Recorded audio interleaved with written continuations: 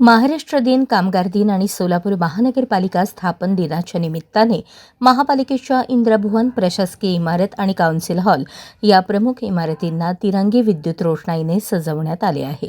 राष्ट्रध्वजाच्या केशरी, पांढरा आणि हिरवा या रंगछटांमध्ये उजळलेल्या या इमारतींनी संपूर्ण परिसराला आकर्षक रूप दिले आहे. LED दिव्यांच्या मनोहारी प्रकाशाने महानगरपालिका परिसर झगमगून गेला असून या रोषणाईमुळे इंद्रभुवन आणि आसपासचा परिसर अधिकच देखणा दिसत आहे. विशेषतः रात्रीच्या वेळी या प्रकाश सजावटीचा आनंद घेण्यासाठी नागरिकांची गर्दी होत असून अनेकांनी या सुंदर दृश्यासोबत सेल्फी घेण्याचा मोह आवरला नाही. महानगरपालिका आयुक्त डॉक्टर सचिन ओंबासे यांच्या मार्गदर्शनाखाली विद्युत विभागाचे कार्यकारी अभियंता राजेश परदेशी, अभियंता महादेव इंगळे यांनी ही रोषणाई साकारली आहे.